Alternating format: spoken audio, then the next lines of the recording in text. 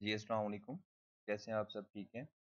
जी, हम कैफ 6 में आज जो हमें चीज़ें डिस्कस करनी है, वो आपकी इनकम फ्रॉम सैलरी की जो पोस्ट एम्प्लॉयमेंट बेनिफिट्स में जो हमारा एक बेनिफिट रह गया था, प्रोविडेंट फंड, वो डिस्कस करना है। ये थोड़ा-सा कॉम्प्लेक्स एरिया है इनकम फ्रॉम सैलरी में, जो स्टूडेंट्स को अंडरस्टैंड करने में थोड़ी-सी मुश्किल होती है। इसीलिए मैंने इसको एक जस्ट छोटी-सी वीडियो इस टॉपिक पे बना रहा हूँ, ताकि आपको ईज़िली समझ आ जाए इस एरिया की। 10 मिनट होगी, 9 मिनट की होगी, 15 मिनट की होगी, देखते हैं कितने मिनट की वीडियो बनती है, हम इसको विद एग्जांपल डिस्कस करते हैं। इससे पहले कि हम प्रोविडेंट फंड की टैक्सेशन अंडर समझें कि इसको टैक्स लॉ क्या कहता है कि आपने प्रोविडेंट फंड को किस तरह अपनी सैलरी का पार्ट बनाना है। पहले हम समझते हैं कि प्रोविडेंट फंड क्या होता है। जैसे लास्ट वीडियो में हमने पेंशन को डिस्कस किया था। पेंशन एक पोस्ट एम्प्लॉयमेंट बेनिफिट है जिसमें आपको एम्प्लॉयर, चाहे गवर्नमेंट है, चाहे वो गवर्नमेंट कोई प्राइवेट कंपनी है, जो रिटायरमेंट के बाद एक लमसम अमाउंट और फिर मंथली जो एन्युटी टाइप जो आपको मंथली पेमेंट मिल रही होती है एक फिक्स, वो आपकी क्या होती है, पेंशन होती है। उसके अंदर टैक्सेशन बड़ी थी, फिर डिफरेंट और भी थी, ग्रेचुटी थी, एन्युटी थी, सुपरन्यूशन फंड था एंड बेनेवोलेंट फंड था। ये सारे एक टर्म्स हैं, फंड्स हैं। अब प्रोविडेंट फंड कैसे बनता है, ये इसके जो एग्रीमेंट है, जो टर्म्स हैं, ये company to company, employer to employer vary करती हैं। फॉर एग्जाम्पल, मैं अपनी एग्जांपल लेता हूँ, फिर समझते हैं कि प्रोविडेंट फंड होता क्या है। मैं कंपनी है एक, let's suppose maple leaf cement limited, मैं वहां पर जॉब करने गया। जो मेरी टर्म्स ऑफ एंगेजमेंट हैं, टर्म्स ऑफ एम्प्लॉयमेंट हैं, मुझे एम्प्लॉयर कहता है कि जनाब, मैं जो आपकी सैलरी है, बेसिक सैलरी, उसका 5% मंथली मैं अपने पॉकेट से कंट्रीब्यूट करूंगा और 1% तुम्हारी सैलरी का तुम्हारी सैलरी में से काटूंगा। टोटल कितना बन जाएगा? टोटल बन जाएगा 6%। ये मैं हर महीने अपने पास इकट्ठा करता रहूंगा। एम्प्लॉयर मैं प्रेफर करता है, मैं अपने पास इकट्ठी करती रहूंगी। जब तुम जॉब छोड़कर जाओगे, जो रिटायर होगे, तो जितना टोटल फंड बनेगा, जितने टोटल पैसे बन गए होंगे, वो मैं क्या करूंगा, तुम्हें एक लम सम अमाउंट पेमेंट दे दूंगा तुम्हारी रिटायरमेंट पर। ये क्या होता है? प्रोविडेंट फंड होता है। लेट्स सपोज एप्पल की मैंने एग्जांपल लिया, ठीक है। अब मैंने जॉब की वहां पर स्टार्ट की 2020 में। मेरी जो सैलरी थी वो 1000 रुपए थी। अब मैंने 1000 रुपए पर मंथ,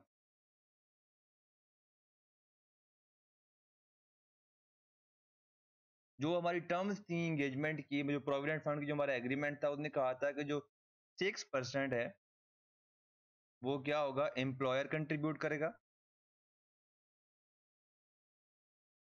एम्प्लॉयर कंट्रीब्यूशन। जो 1% ऑफ मेरी सैलरी है, वो क्या होगी, एम्प्लॉय की कंट्रीब्यूशन, मतलब मेरी कंट्रीब्यूशन होगी, वो मेरी सैलरी में से काट कर मुझे नेट पेमेंट करेगा। मैंने रिटायरमेंट ली 2050 में, ठीक है, 30 साल मैंने वहां पर जॉब। अब 1000 पर मंथ है, 30 साल है। अगर मैं 30 सालों का टोटल मंथ निकालूं, तो मेरे बनते हैं 30 मल्टीप्लाई बाई 12, 360 मंथ बनते हैं। अगर मैं देखूं, अगर मैं अपना टोटल प्रोविडेंट फंड की अमाउंट निकालूं, अगर मैं अपना एम्प्लॉयर का कंट्रीब्यूशन निकालूं, वो मेरा बनता है 1000 मल्टीप्लाई, क्योंकि 1000 एक महीने की है, मल्टीप्लाई बाई 360। मैं ये जूम करता हूँ कि मेरी सैलरी पूरे 30 साल 1 रुपए भी इंक्रीज नहीं हुई। ये मेरी क्या आ जाएगी, पूरे 30 साल की सैलरी आ जाएगी। उसका जो 6% है, 0.06, क्या करना है, वो एम्प्लॉयर का कंट्रीब्यूशन है, वो क्या कितना बनता है, 21,600 रुपए बनता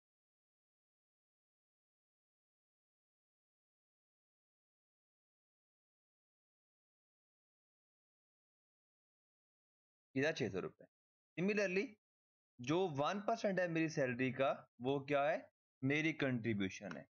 जब मैं 2050 में रिटायर होऊंगा, तो मुझे क्या करेगा, मेरा एम्प्लॉयर मुझे लमसम अमाउंट 25,200 रुपए दे देगा। ये तो है कि प्रोविडेंट फंड एक्चुअली में होता क्या है। लेकिन क्योंकि हम सैलरी जमा करवाते हैं, हम टैक्स देते हैं पर ईयर के हिसाब से, एनुअल हम क्या करते हैं, टैक्स पे करते हैं एक टैक्स ईयर की इनकम का।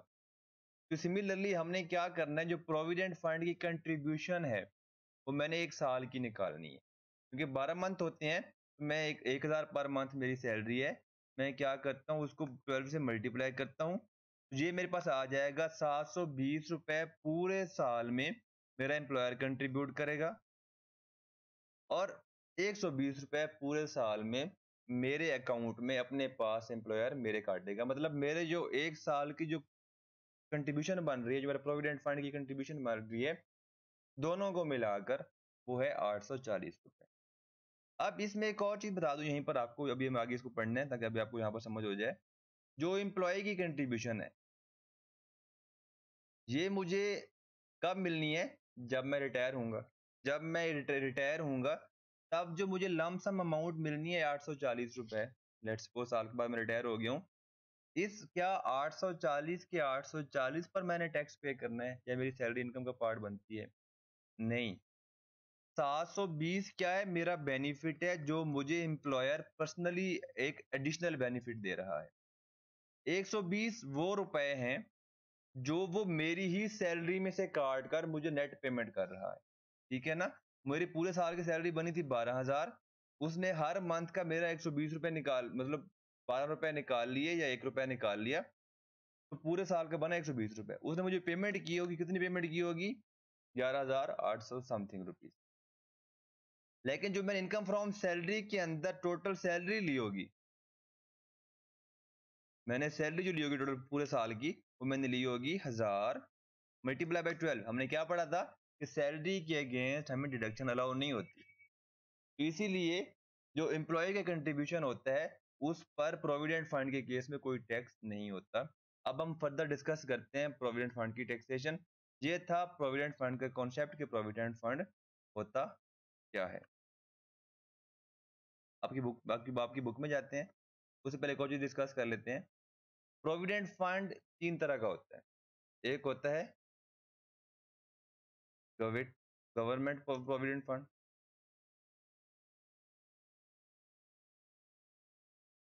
दूसरा होता है रिकॉग्नाइज्ड प्रोविडेंट फंड,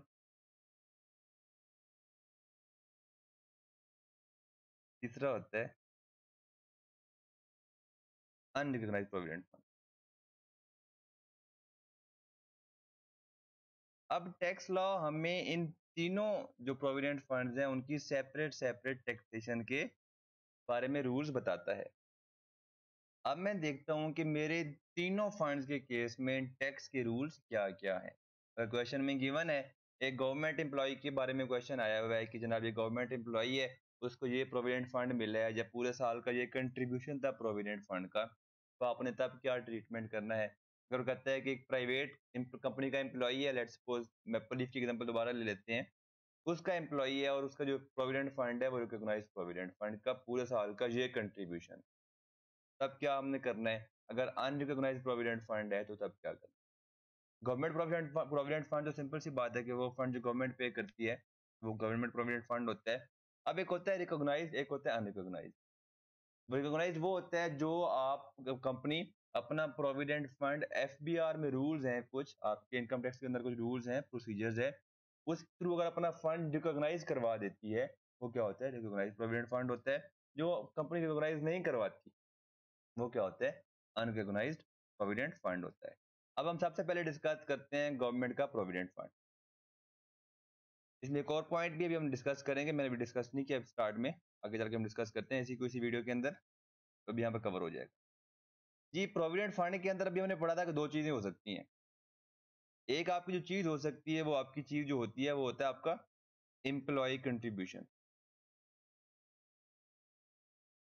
क्योंकि एम्प्लॉय कंट्रीब्यूशन पे मैं ऑलरेडी, क्योंकि वो मेरी सैलरी में से डिडक्ट कर रहे होते हैं, काट रहे होते हैं, और उस पोर्शन पे मैं टोटल सैलरी पे, टोटल अपनी ग्रॉस सैलरी पे मैं ऑलरेडी टैक्स दे रहा होता हूँ। इसलिए जो एम्प्लॉय कंट्रीब्यूशन होता है वो क्या होता है, एग्जेम्प्ट फ्रॉम टैक्स होता है। ठीक है, पहली बात क्लियर। दूसरी इसमें क्या चीज होती है, वो होती है आपकी एम्प्लॉयर कंट्रीब्यूशन।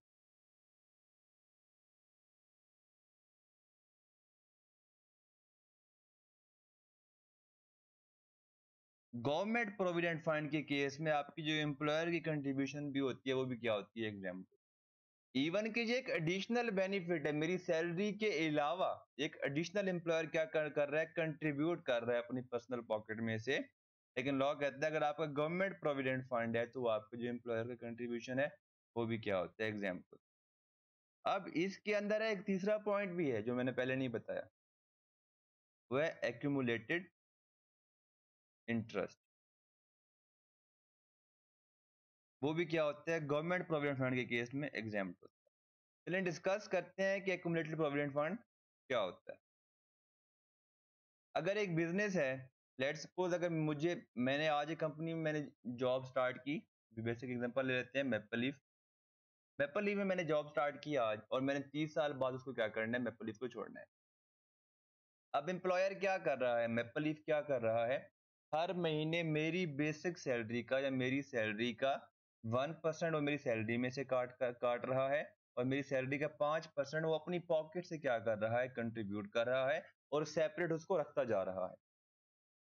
अब ज़ाहिर सी बात है वो 30 साल तक मेरे पैसे वैसे तो नहीं रखेगा। वो क्या कर देगा, उन पैसों को कहीं बैंक में डिपॉजिट करवा सकता है, कहीं पर इन्वेस्ट कर सकता है, सो ऑन डिफरेंट वेज हैं उस फाइनेंस को, उस जो सम है, अमाउंट है, पैसे हैं, उनको यूज़ करने के। अगर वो किसी बैंक में डिपॉजिट करवाता है, उस पर उसको इंटरेस्ट मिलेगा क्योंकि वो मेरे पैसे हैं, मेरे पैसों पे भी इंटरेस्ट मिल रहा है। उस इंटरेस्ट का कुछ पोर्शन या मैक्सिमम पोर्शन या सारा पोर्शन वो मेरे ही अकाउंट में अकुमुलेट कर देगा।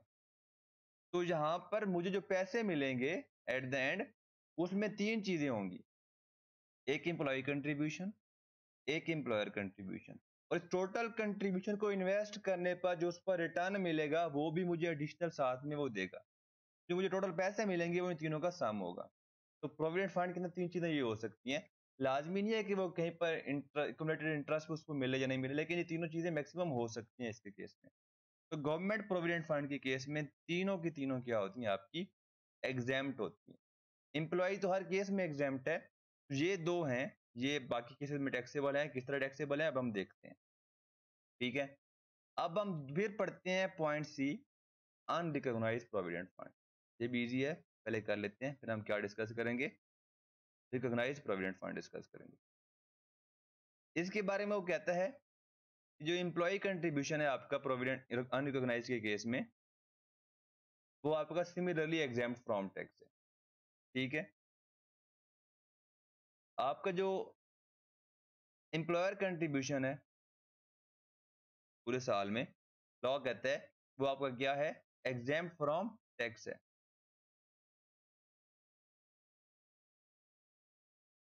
जो आपका अक्यूमुलेटेड इंटरेस्ट है वो आपका क्या होगा, एग्जाम्प्ट फ्रॉम टैक्स है। जहां पर चौथा पॉइंट भी है, वो क्या है, payment at the time of retirement या रेजिग्नेशन। पेमेंट क्या होगी, लमसम पेमेंट होगी। जिस साल मुझे पैसे मिले हैं वो मेरी रिसीट बेसिस पे है ना, मुझे क्या करना चाहिए, उस साल उसको टैक्स करवाना चाहिए। लॉ कहता है उस साल आपकी वो क्या होगी, एग्जाम, वो जो रिसीट भी आपको मिली है, लमसम पेमेंट जो आपको मिली है गवर्नमेंट प्रोविडेंट फंड के केस में, वो आपकी क्या होगी, एग्जाम फ्रॉम टैक्स होगी गवर्नमेंट प्रोविडेंट फंड के केस में। लेकिन अगर मैं इसी को देखूं अनरिकॉग्नाइज्ड फंड के केस में, अनरिकॉग्नाइज्ड प्रोविडेंट फंड के केस में लॉ कहता है कि जो आपको लमसम पेमेंट मिलेगी at the time of retirement, तो उस साल में पूरे की पूरी आपकी क्या होगी, आपकी जो एम्प्लॉयर कंट्रीब्यूशन होगा, क्योंकि हमने क्या पढ़ा था कि एम्प्लॉय कंट्रीब्यूशन तो मेरी अपने पैसे ही काट के उसने अपने पास रखे हुए, लमसम जब पेमेंट होगी तो उस केस में employer and accumulated interest shall be taxable. क्योंकि एम्प्लॉय कंट्रीब्यूशन तो मेरे अपने ही पैसे हैं जो मुझे वापस कर रहे हैं, मेरी तनख्वाह में से काटे हुए थे, सैलरी में से काटे हुए थे। लेकिन जो एम्प्लॉयर कंट्रीब्यूशन और जो कम्युलेटेड इंटरेस्ट जो कंट्रीब्यूशन है जो उसमें जो आ रहा है, ये दोनों का जो टोटल सम मुझे मिल रहा है 30 साल के बाद, वो सारे का सारा क्या होगा, टैक्सेबल होगा ऑन पेमेंट। अब हम जाते हैं अपनी थर्ड एग्जाम्पल में, सॉरी थर्ड पॉइंट में। पॉइंट बी है हमारा, रिकॉग्नाइज प्रोविडेंट फंड। ये थोड़ा सा है ट्रिकी, इसको हम थोड़ा सा समझते हैं, डिस्कस करते हैं। पहली बात इसमें वही है, एम्प्लॉय कंट्रीब्यूशन, वो तो एग्जैक्टली क्योंकि मेरे अपने पैसे हैं तो वो क्या होगी, एग्जेम्प्ट फ्रॉम टैक्स होगी। दूसरा इसमें है एम्प्लॉयर कंट्रीब्यूशन, ये एग्जेम्प्ट नहीं है, एग्जेम्प्ट है लेकिन किस तरह एग्जेम्प्ट है, कितनी अमाउंट एग्जेम्प्ट है वो डिस्कस कर। जी वो कह रहा है कि रिकॉग्नाइज्ड फंड के केस में जो आपका एम्प्लॉय का कंट्रीब्यूशन है, एम्प्लॉय का कंट्रीब्यूशन रिकॉग्नाइज फंड के केस में क्या है आपका, नो ट्रीट, मतलब एग्जेम्प्ट है, आपकी सैलरी का पार्ट नहीं बनेगा। उसके अलावा आपका जो है एम्प्लॉयर का कंट्रीब्यूशन, वो क्या है, limit on the employers yearly contribution is ₹150,000 और 1/10 of basic salary which ever is lower. ये कंडीशन है कि आपकी जो बेसिक सैलरी है उसका 10वां हिस्सा या 1,50,000, वो इनमें से जो लोअर अमाउंट होगी वो आपकी क्या होगी, एग्जेम्प्ट होगी, बाकी क्या होगी आपकी टैक्सेबल होगी। अब इसको एग्जांपल से समझते हैं, ठीक है। वो किस तरह से, मिस्टर ए है, उसकी जो पर मंथ सैलरी है 1,50,000, ठीक है, ये है पर मंथ।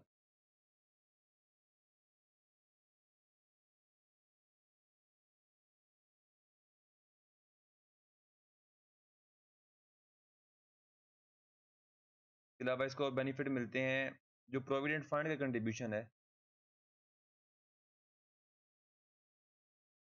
में जो एम्प्लॉयर कंट्रीब्यूशन है,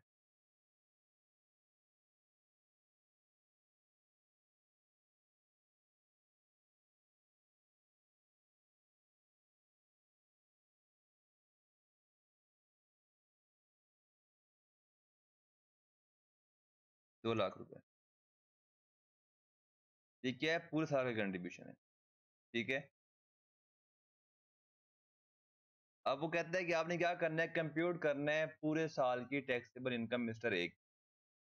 अब हम कैलकुलेट करते हैं जनाब अमाउंट, सबसे पहले तो salary,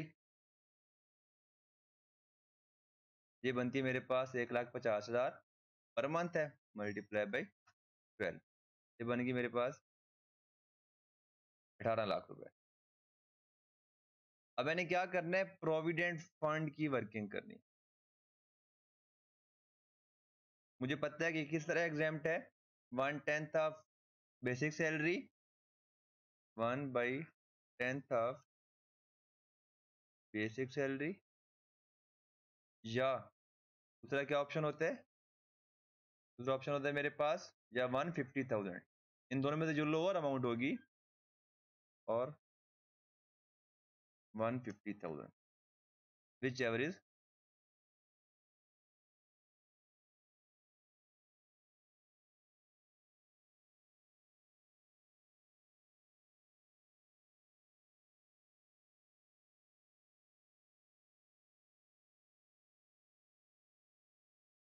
which ever is lower.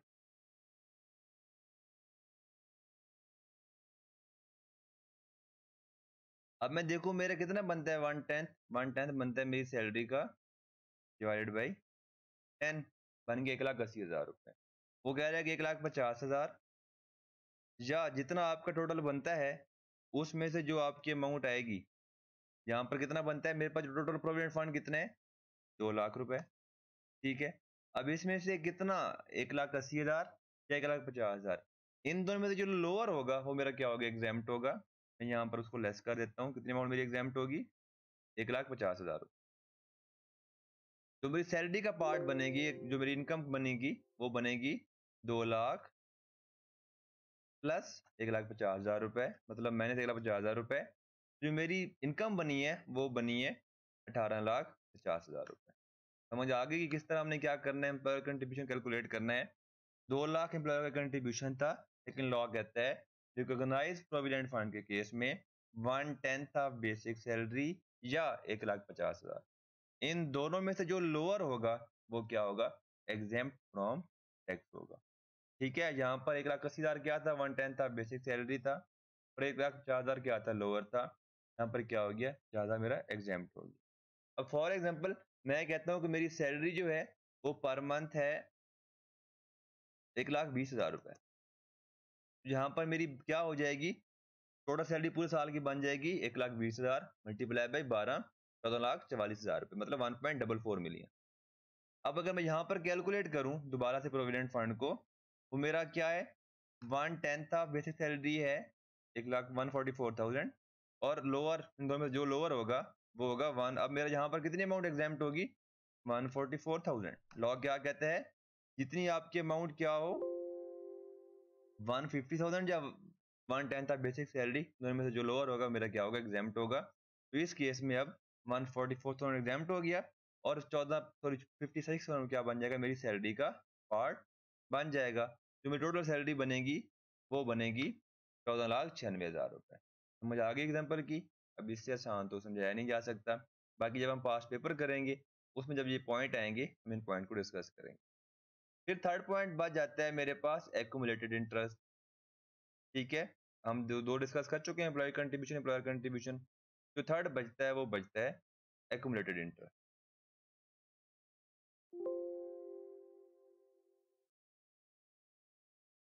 Accumulated interest, अब उसके बारे में देखते हैं कि लॉ क्या कहता है।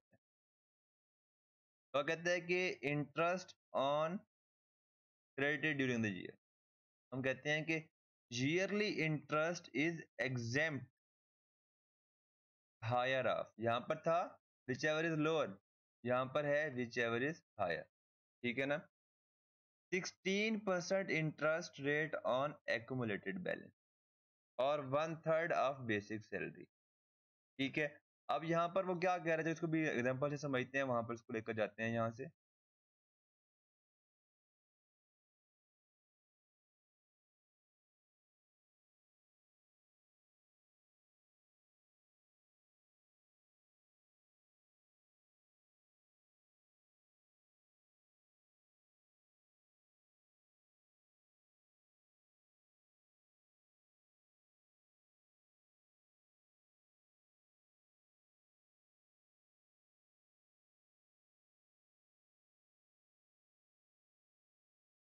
जो होता है डीएनएस अलाउंस क्या होता है, ये आपके बेसिक अलाउंस होते हैं जो कंपनी आपको प्रोवाइड कर रही होती है सैलरी के साथ साथ। बाकी जो अदर अलाउंस होते हैं वो इसमें शामिल नहीं होते। ये होते हैं जो नेसेसरी अलाउंसेस होते हैं, जो आपकी कन्वीनियंस होगी, सारा कुछ में कवर हो जाता है। अच्छा जी, yearly interest is exempt higher of 16% interest rate on accumulated balances. अपने ऊपर एग्जाम्पल कॉपी करते हैं।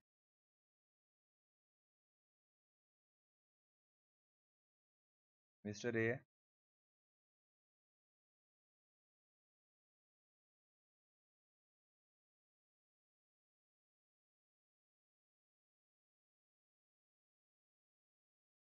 अब यहाँ पर है इंटरेस्ट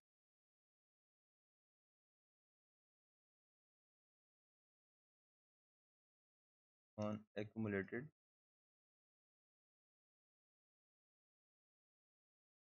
फंड बैलेंस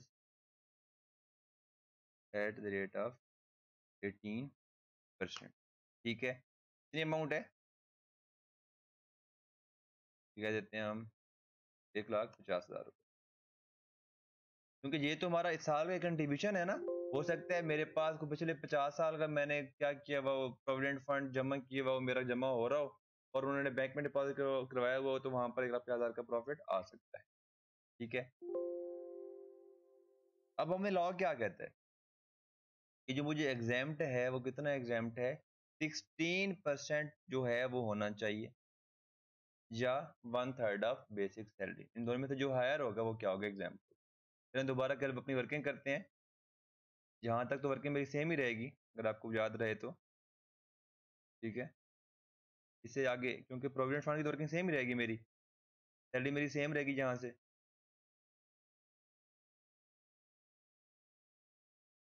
सैलरी मेरी सेम है, प्रोविडेंट फंड की वर्किंग मेरी सेम है, उसको मसला कोई नहीं है, हम इसको एक्सप्लेन कर चुके हैं। अब हम डिस्कस करते हैं इंटरेस्ट ऑन प्रोविडेंट फंड। पहले लेते हैं कि इंटरेस्ट टोटल है कितना, वो है 1,50,000 रुपये। ठीक है, हम बाकी बाद में देखते हैं। अब मुझे एग्जाम कितना है, 16% ऑफ एक्यूमुलेटेड बैलेंस।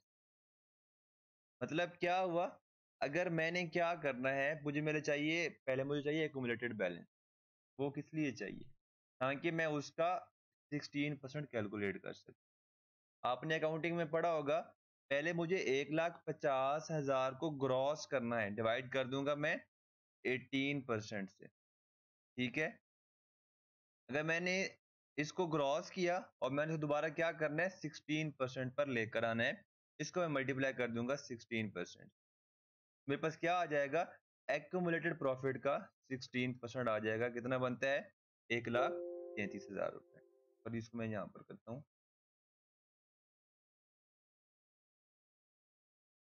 ठीक हो गया मेरा। यहाँ पर आ गया 1,33,000 रुपये या 333 रुपये। फिर वो कहता है 1/3 of basic salary.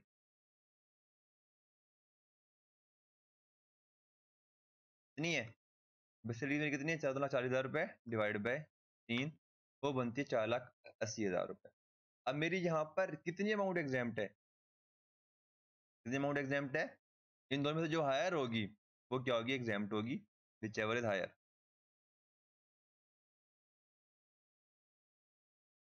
Is exempt. अब यहाँ पर 4,80,000 मेरी क्या है, एग्जाम्प्ट है। मेरी टैक्सेबल कितनी बनेगी, क्योंकि 1 लाख टोटल मेरा एक्यूमुलेटेड प्रॉफिट कितना है, 1,50,000 रुपए। 480 क्या है, एग्जाम्प्ट है। मेरी जो एक्यूमुलेटेड प्रॉफिट का परसेंट टैक्स में आएगा वो आएगा 0 रुपए। ठीक है,